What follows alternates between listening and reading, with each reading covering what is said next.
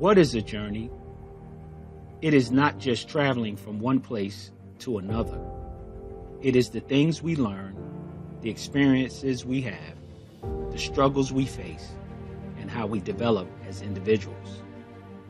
My journey through chronic kidney disease and end-stage renal failure encompasses all of the above.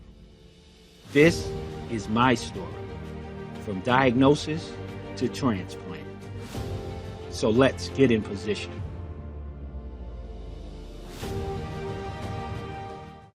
As the late, great Dr. Uma Kumar used to tell me, that as I age, per se, the disease, FSGS, would worsen and dialysis was inevitable. So we're here now. We're at the inevitable. So it's still 2018, the latter part of 2018. And as far as my kidney functions, I have now entered into end-stage renal failure. So it's dialysis time. And unknown to me, I only thought that there was one type of dialysis, which was hemodialysis.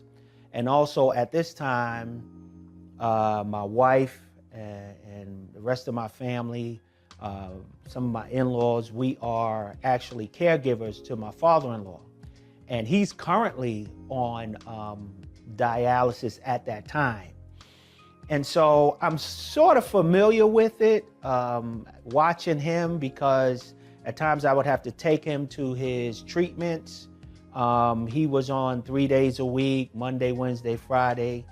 And I would have to take him to his dialysis treatments and also pick him up once he was done. And I would also notice how he was feeling, very fatigued, hungry, and very fatigued. Anyway, it was time for me to start dialysis, and I only known of the hemo. Where they stick you and you have access, and all that other stuff. But I didn't know that there were other types. And so when my nephrologist we were talking and discussing the different types of dialysis, they said that you could do at-home dialysis. And I was kind of frightened because, again, all I knew about was the hemo and, getting stuck with needles. And that's how it was described to me. And also I knew about my father-in-law. But he said, no, there's another type that doesn't involve blood, because hemo means blood. So, or hemoglobin, things like that. But so he said it doesn't involve blood. And I was like, okay, what type is that?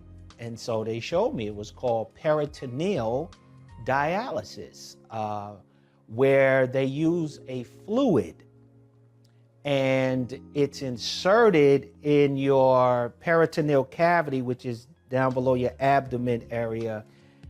And there's a small catheter placed in your abdomen area, and there's this fluid. It's sort of like saline, but not quite like saline, but it has a solution in it that once it enters into your peritoneal cavity, it actually pulls all the toxins out. So it's a form of dialysis, and they say you can do it at home at your leisure. And there's a machine, it's called a cycler machine. You can do it at home. You'll get trained on it, and also you can travel with it. And I was like, wow, you can actually travel with it. Comes with its own little carrying case. The machine, it actually looks like if you have a all-in-one printer where you scan and also fax, it's sort of like that size, so to speak. And it sits on a little table, and they were preaching that it's convenient. That's what they were preaching, that it was very convenient for those who are still working. And at that time, I was still working. And so I was working from home, actually. And so I had a flexible schedule, which was great. And so I was like, yo, this might work for me. This might work for me. And plus you could travel with it as well. Okay, cool. Bet, let's do it. And so we signed up for that, met with the surgeon who was actually going to insert my catheter. When we met, we had a discussion and he was kind of surprised. He said, Craig, you and I are the same age, and looking at you, you look really healthy, like a healthy guy, and I know you can get through this. He said, now, Craig, listen, these catheters are prone to get infections, and it's called peritonitis. He said, that's something you do not want. He said, please, whatever you do, protect it as your life depend upon it. I said, well, doc, it does. He said, okay, so you get what I mean. And I was like, okay. He said, but please, whatever you do, please protect it with your life. I said, okay, all right, okay. So let's do it, because it was time. With peritoneal, it became too cumbersome for me. My garage was taken over with all these boxes, because you had to actually order these bags. Mind you, you're doing this every single night. Unlike hemo, it's like 3 days a week. But with peritoneal, you're doing it every day, every night. And so you're hooked up to a machine, you got these wires hooked up to you at night, and it really became kind of, cumbersome, and it was just too much. And then I didn't like my numbers, meaning when they did blood work, things were just out of whack. And trying to get it under control was crazy. It was ridiculous. And I was just having a hard time, a rough time. And it also puts you in a sort of depression type thing. It just made me feel like, I was the only one in the world going through this, or in my world going through this, and no one could understand what I was going through. I know it was a struggle, on my wife at that particular time, just not understanding what I was going through and trying to, figure it out, and so on and so forth, and trying to explain how you feel. No one really understands how you feel and what you're going through at that particular time. However, there was one instance where I was on social media and I was just scrolling through, and with Facebook or Instagram, those things. I was on Facebook, I believe, and I saw one of my friends, my good friends, a high school buddy of mine, post his struggles with PD, peritoneal. And I was like, whoa, wait a minute. I was like, he going through this? Wait a minute, hold on. Wow. And I gave him a shout. I hit him up, I messaged him. I was like, yo, what's up, man? My good buddy Sean Justice. And I was like, yo, bro, you on dialysis? He was like, yeah, man, I'm on this, cycle or whatever.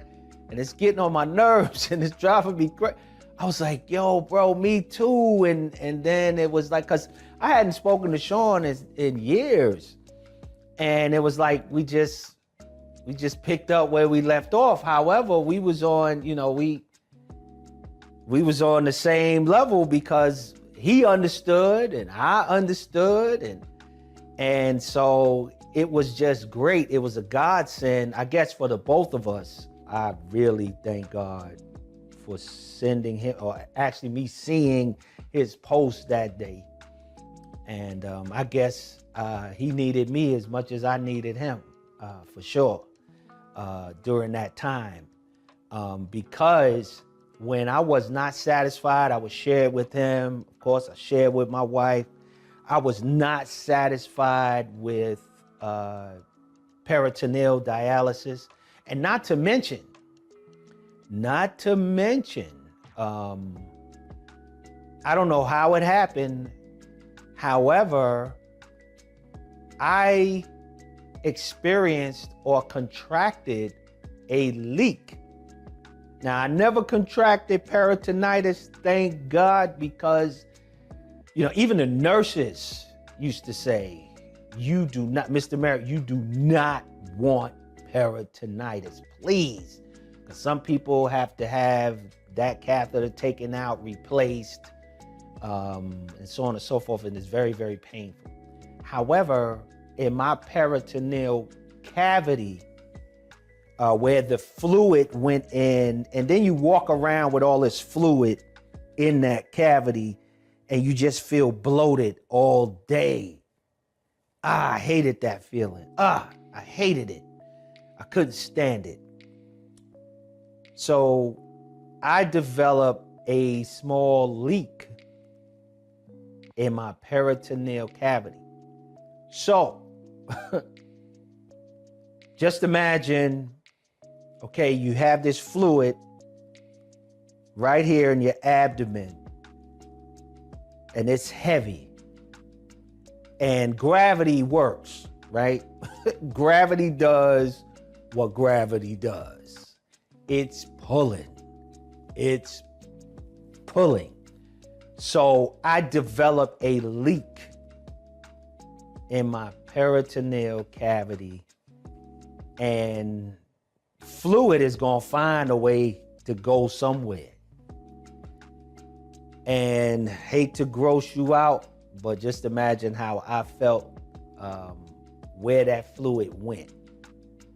I'm going to let you think about that for a minute. Yeah, okay, yeah, that's where it went. It went there. And you talking about the scariest feeling, and also the look. Scary. And all the doctor could say is, okay, stop doing it for a minute. It will go away after a while. But we may have to do some surgery to repair. I'm like, nah, I'm not doing no surgeries, man. That's,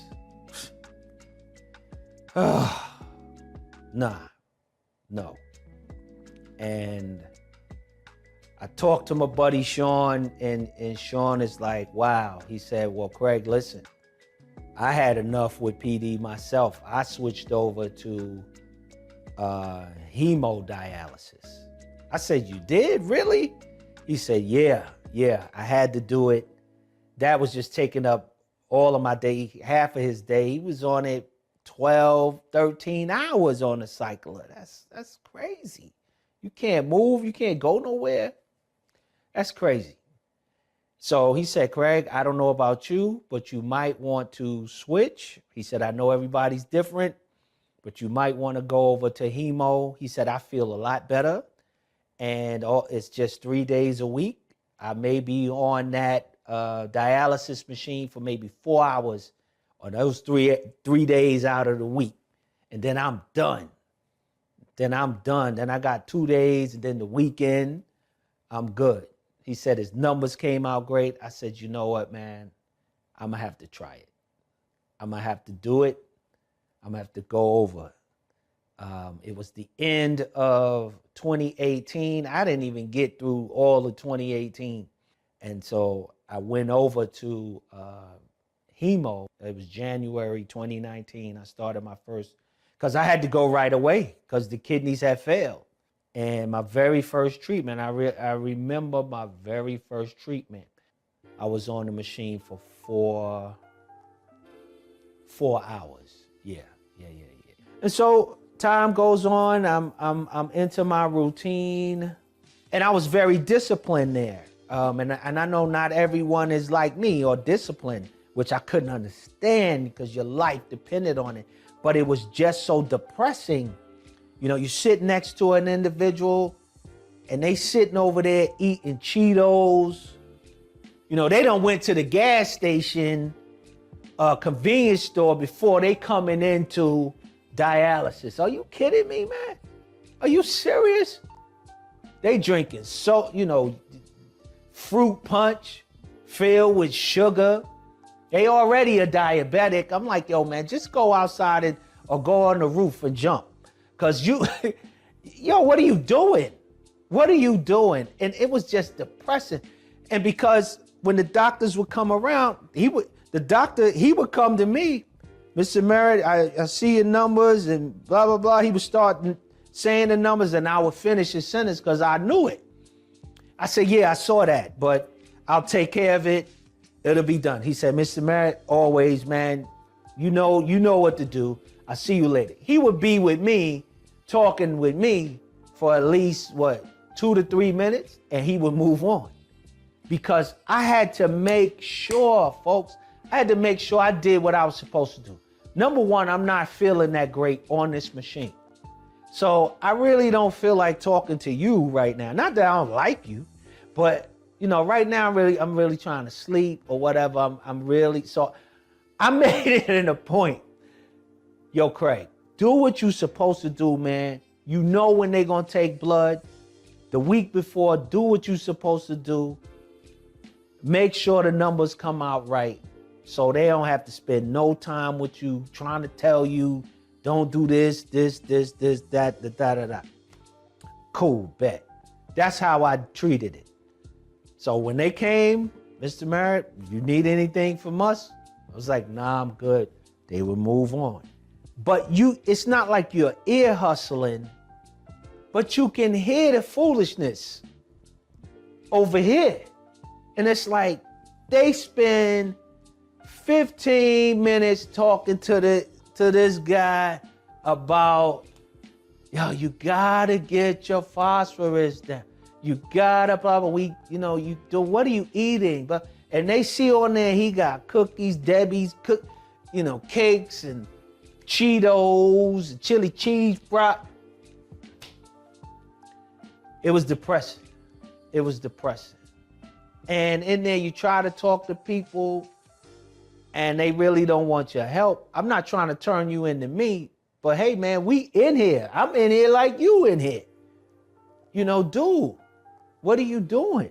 Like, you try to help people out and say, man, what, you all right over there? You okay? Because you right here. He right here. You all right over there, man? You good? Blah, blah, blah, blah, blah. I remember one day I tried to make a bet with him, right? Because I could talk to him however I want to talk to him. The doctors and nurses, they can only, they got to keep it professional. So, and I know they were tired. They sound like a broken record every time they came to talk to him. And so I'm like, look, man, check this out. I make a bet with you. How about that? Let's make it fun. The only thing that could happen is you could get better. How about that? So, I'm like, yo, man, if you get your numbers down, I'll give you 3 months. If you get your numbers down, I make a bet with you. I'll give you $50. He was like, bet. We shook hands and everything. 3 months came and went, he's still at the same thing. Man, it's like, yo, you try to help people, but you first got to want to help yourself. Then, after a while, this dialysis thing, it's a lot going on. Now you starting to feel certain different things in your body. Now I get this crazy feeling in my legs. It's weird and I can't keep still. It's like I'm just like this. I'm rubbing my leg all the time and they feel weird. And now I can't sleep because my legs won't leave me alone. Now I have insomnia. And what they call it is the restless leg syndrome. And I spoke to the doctor about it. However, all they want to do is give you some medications. And that was not my goal. That was not the goal, to add more medications. I'm trying to take away and minus and get rid of that, medications and stuff like that. So I'm just like, nah, I deal with it. And I'm up. I can't sleep. I'm up at night. I'm tired of watching television. I'm tired of looking at my phone. I'm up at night walking, pacing the house, just pacing back and forth, trying to tire out my legs because they're irritating me. It just irritated me. It doesn't feel like pins or needles or nothing. Now, I did feel like pins were sticking the bottom of my feet. And that was very, very painful. But this restless leg syndrome was really, really crazy. I would get maybe 2 to 3 hours of sleep at night. And when I had to go to dialysis, again, remember my chair time was at 6 a.m. So I gotta be up by 5:15 or something like that, get ready and drive to the place. It wasn't around the corner, I'll tell you that much. And so it was just exhausting. It was exhausting. And the negativity, how you felt, the mood swings, and then the fatigue when you come off of the machine. It just, remember, it's snatching the blood out and pushing it back in. And that's just exhausting. You're fatigued and you're around all of these people, and then who are talking negative sometimes. And it wasn't every day. Now, you did have some individuals who had good spirits, great spirits. Thank God for some of the nurses and technicians, some of them, who were in good spirits and tried to make your day enjoyable while you were there and caring for you. And then here comes the enemy, right? You're like, well, God, why me? Why?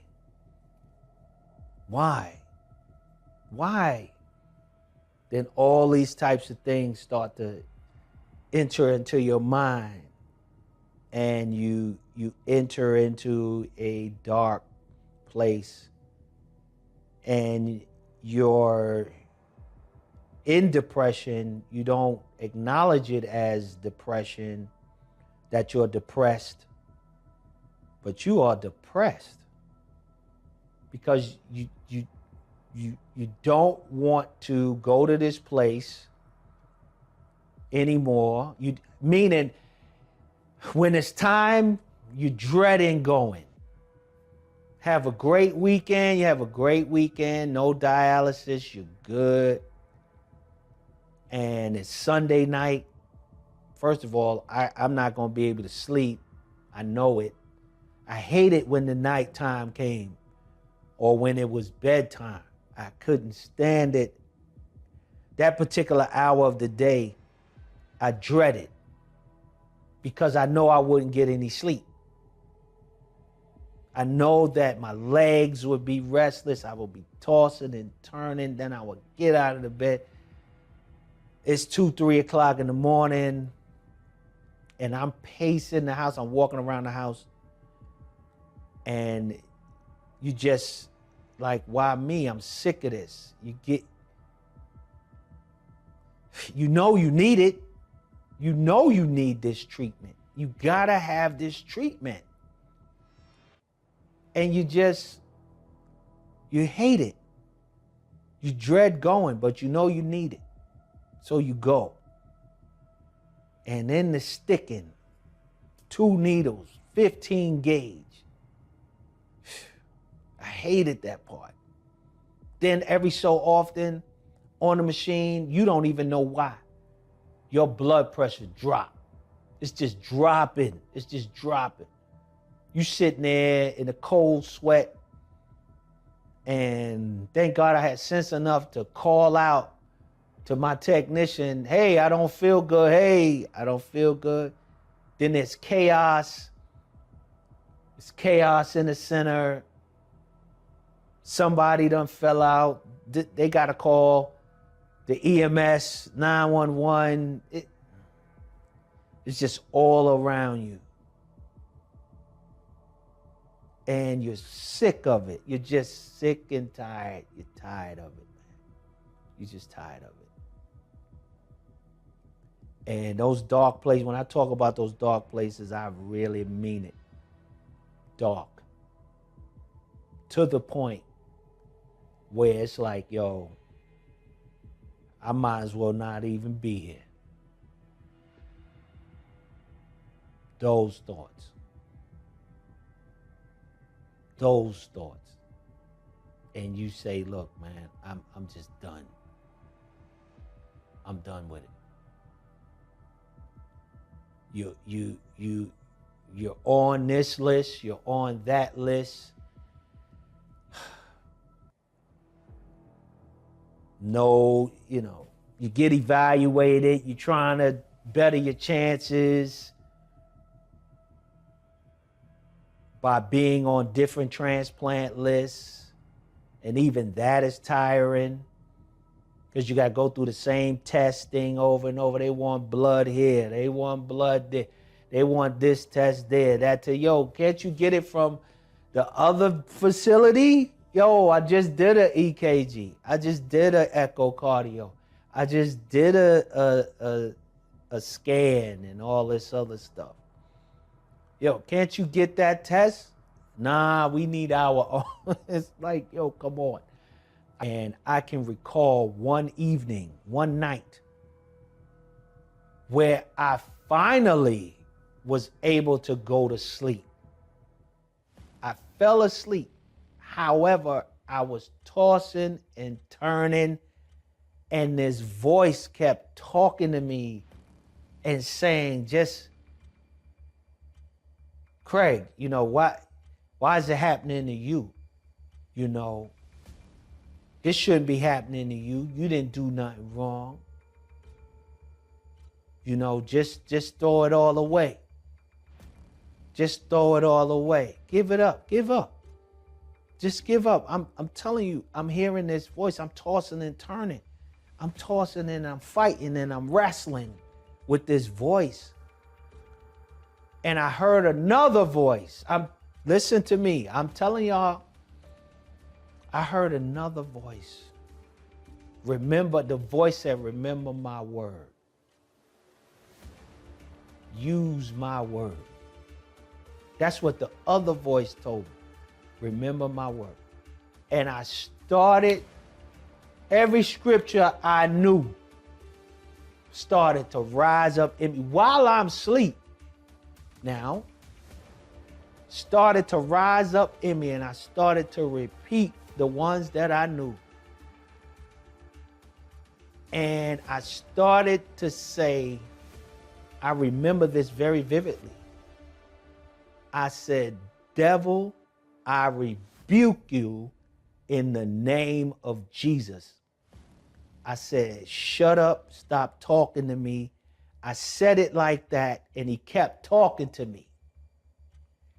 And I remember I sat up in the bed. It wasn't a dream. I woke up, opened my eyes, and I screamed at the top of my lungs, Get out of here. I sat straight up in my bed and I screamed at the top of my lungs. Now, mind you, my wife is laying asleep next to me. I sat up and I said, get out of here. You do not belong here. Get out. And he left. He left. And I slept like a baby for the rest of the night. That's my testimony. And I'm sticking to it. That's my story. I'm telling you. And that morning, it was an off day for me. Either it was a Tuesday or a Thursday. I got up and I know my wife was getting ready to go to work. She was getting ready to leave. And I woke up and I apologized to her. I said, I'm sorry for waking you up. She said, you didn't wake me up. I said, you didn't hear me scream last night? She was like, no. She said, no, I didn't hear anything. I said, wow. I should have called this, instead of I hate dialysis, I should have called it Dialysis, the Wilderness. That's what I should have called it, because that's what it reminded me of. And I knew from that point on, I had to stick to my faith when it came to my mind. And also, too, it wasn't just that, but I also had to seek some help. I had to seek some help. And thank God for my good friend, Dr. Laomi Bliss. I thank God for her, man. I get teary-eyed thinking about it, and I thank God for that, for her. I thank God for her and her gifts and her skill, because it was bothering me. And I did finally, at that time I had to tell her what I was going through, and she had suggested, why don't you talk to Dr. Bliss? I said, you know what, I'm gonna do that. I gotta do that. So if you're watching this and you have kidney disease, and if you're on dialysis and you've been to those dark places, I'm telling you, I've experienced it. I'm a witness. Listen, if you're a person of faith, even if you're not, listen, get you some help. Go talk to a professional. Call Medicare, Medicaid, whatever you got, and ask them that you want to see someone to talk to them about your situation, because you need it. It's very helpful. And then after that, of course, I still didn't like dialysis. I still hated it.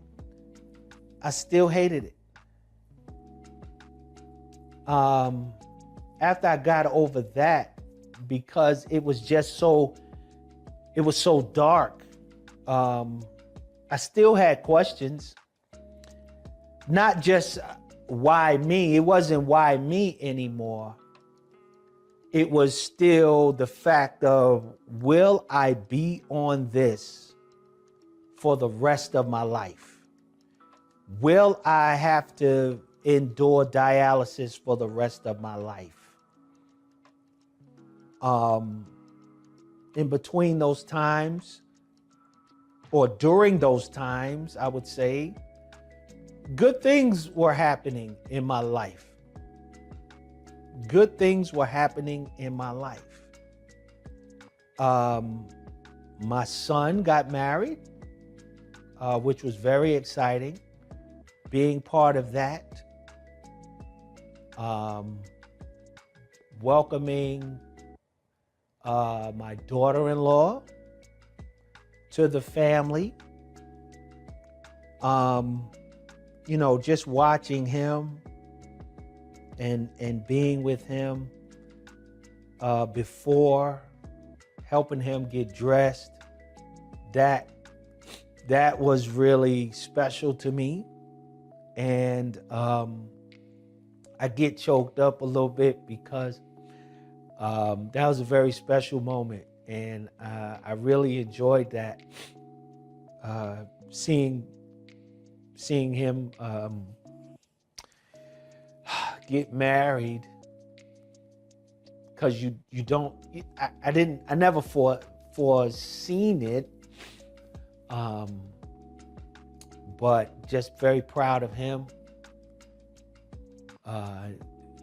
Watching my daughter graduate from college, that was exciting. And then after that, sitting there in dialysis, wondering, will I become or ever become a grandparent? Will I ever become a grandparent? Will I get to see my grandchildren? Because there's always hopes.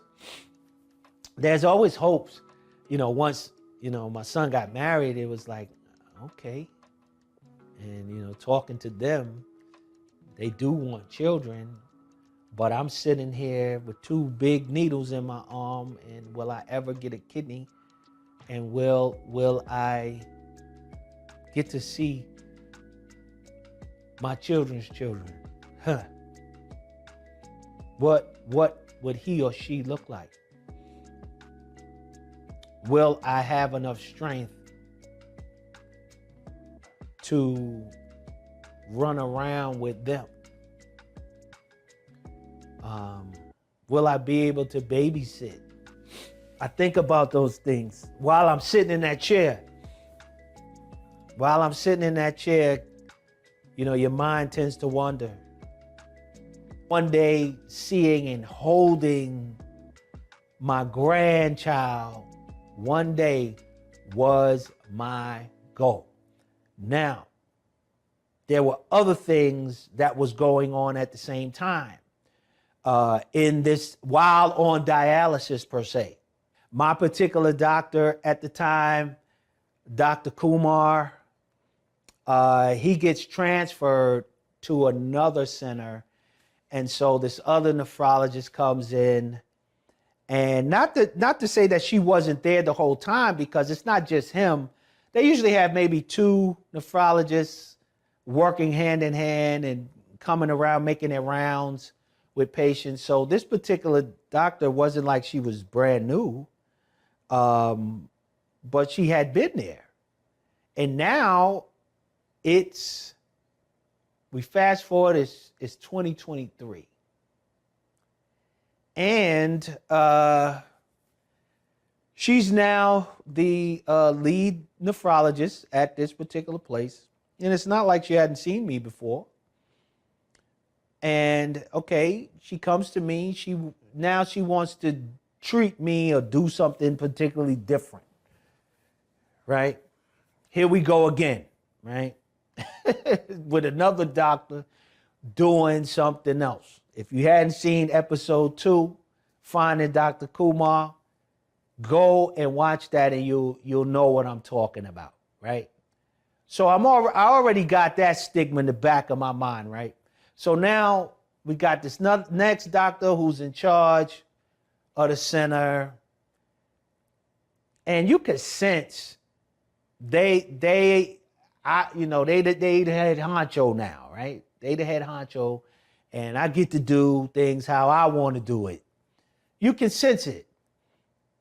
And so it's not like you hadn't seen me, and it's not like you hadn't seen the records or the history. So now all of a sudden you want to put me, here we go with medicines again. Now you want to put me on something else because you don't like what you see. That's cool, fine, right? You the doc, Bet. But this is my body, my temple. I know what it can stand, what it can do. I know what it cannot do. You know overall the anatomy of the body and what it does. But this, I've been living with it longer than you've known me, or you've been here. So I know, right? And I know what I'm gonna tolerate. And last time I didn't listen. This time I'm listening. I mean, I'm listening. You hear me? I'm listening, I'm watching. I can read lips now. I can, I can sense my spidey senses. Whoop, is going off. And I'm like, all right, I hear you. I hear you. So it's like, okay, I want to put you on this. So before I immediately say no, it's like, well, doc, is there something else I could do? Can I change my diet? Can, I work out a little bit more? Can I walk more? What could I do naturally and physically to do this? And then it's like, you can't do nothing. I don't particularly believe that. And then she goes into, it had to deal with my calcium and my phosphorus, because those two kind of go, they not kind of, but they do go hand in hand. My calcium was pretty high, which is not good, which could cause bone density that can decrease. And that happens anyway. As we age, we lose bone density anyway. And she talks about that. And I said, okay, there's a test, because I remember in the past, they did this test on me. And I said, there's a test we could take or do to see where my bone density is, isn't there? And I said, I forget the name of the test. And she said that it's called a DEXA scan. I said, that's right. I said, why we can't do a DEXA scan to see where I am? She said, well, your insurance probably won't pay for it. I said, I was about to go left on her, but I said, you know what, let me worry about what it will pay for and how much it costs. I said, don't worry about that.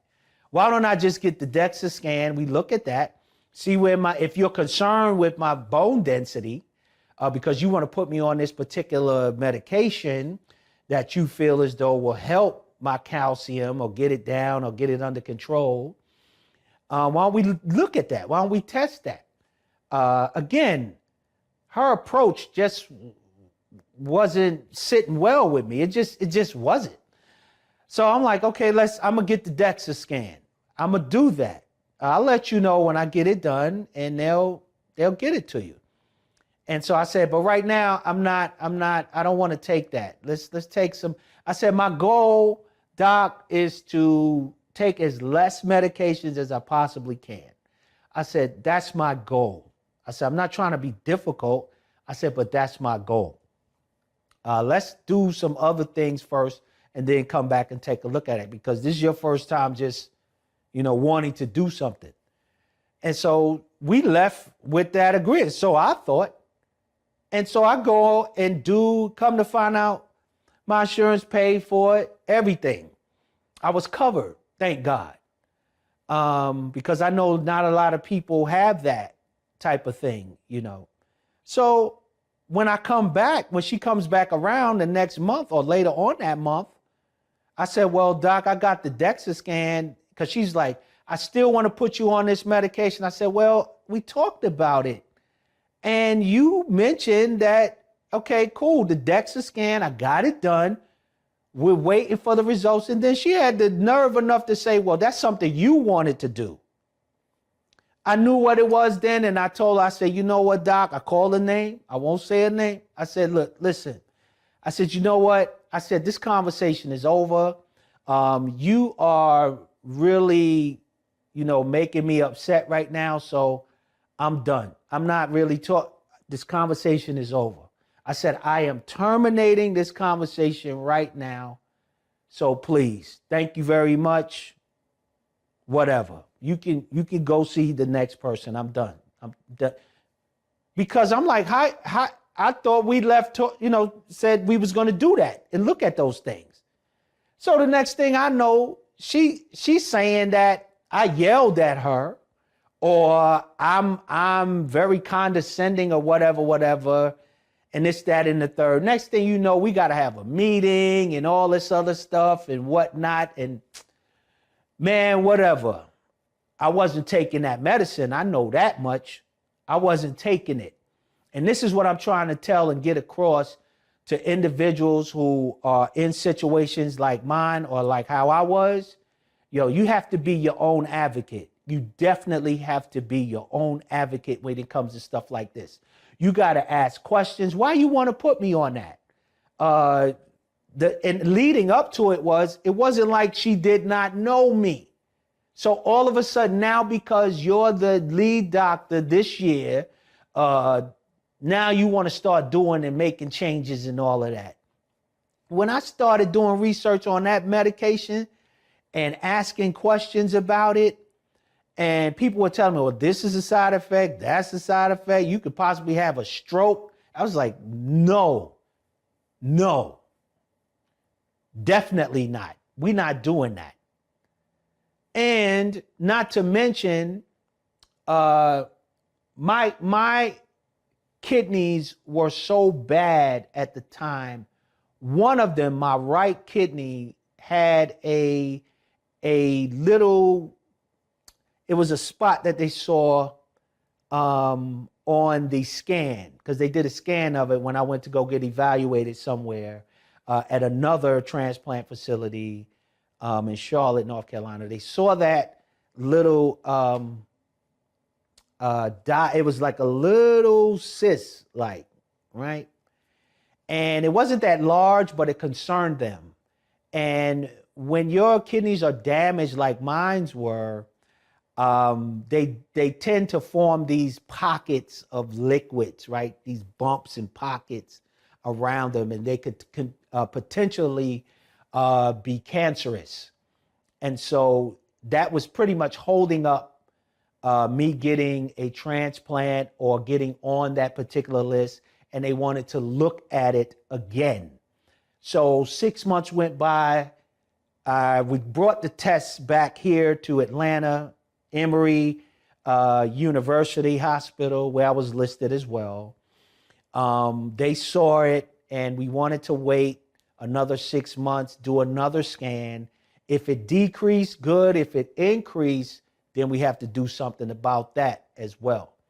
So there was a urologist there, Dr. Ogan, who was really, really great doctor. He took a look at it. He said, Craig, it increased by point, blah, blah, blah, not much. However, it is holding up your chances of receiving a kidney transplant. He said, we got to remove it. I said, okay, we got to remove it. I prayed about it. It felt good in my spirit. My spirit was okay with it because it's not functioning anyway, right? So he said, we got to do a nephrectomy. That's when they remove a kidney. And we went along with that. We did the nephrectomy. Surgery went well. They said I did well. Actually, there were other of these things that were contained within the kidney, and they were cancerous. However, it was like a stage 1. He even said, Craig, it was a stage. He said, if I got to give it a stage, it was stage 0. But, being that you're trying to get a kidney transplant, we don't want it to form into anything else. So that's why we had to remove it. We got all of it. There's no need for chemo or other treatment. You're good to go. I praise God. Thank you, God, because it doesn't happen like that for everyone. I know that. So I was very, very thankful and grateful. And check this out. I go back to dialysis. They take blood. Those levels I was telling you guys about, They came down. So that kidney was actually compromising those levels. And there was no need for medication at all. At all. This is what I'm saying, man. This is what I'm saying. This is why I'm so passionate about spreading my story and sharing my story with you all. Because, you know, you don't necessarily have to have kidney disease like me. But if you got something and it don't feel right in your spirit, and you know, listen, this is not right. I don't need to do that. Or they want to put you on something that you know you don't need. Now, there's certain things that you absolutely need. Like I needed to take my blood pressure medications. I needed to take those things, right, that helped in other areas. Now, I'm not just saying just totally go against the doctors, but if we're not in agreement with the plan and how you're gonna treat me, because me and you got to partner. That's how I see it. We have to partner. And I have rights. I have basic human and patient rights. If you don't get what you're looking for, hey, I want a second opinion. And if the second ain't right, get a third. I'm telling you, I absolutely hated dialysis. And I declared that, listen, I got to get out of here. I used to come home and tell my, I got to get out of there. I have to. And then when you start hearing about other people you're so used to seeing for months and for years, and when you don't see them for weeks at a time, you wonder, you ask your nurse or you ask your technician, what happened to Miss So-and-so? She passed away. Why? What happened? She didn't want to take this. They didn't want to do this. Well, what happened to the young guy who used to sit over there in the third pod, who blah, blah? He just wasn't coming. You know, all of those things be around you. And it's like, I gotta get out of here. It's too much. It's too much negative. It's just too much. It's too much. I gotta get out of here. This is not good. I just gotta get out of here. I have to. I have to. And I was determined. And I just could not stand it. But I needed it. I did it. I went through it. I fought the good fight. I kept on fighting. I did what I needed to do. I did what I had to do. Did I fall off at times? Of course I did. However, I did get those numbers back to where I needed it. I knew exactly, and you got to know yourself. You have to know yourself. If you fall off, know that you can get up. You can get up and get back on track, and make sure you get back on track. Also, too, try to find you a good support group.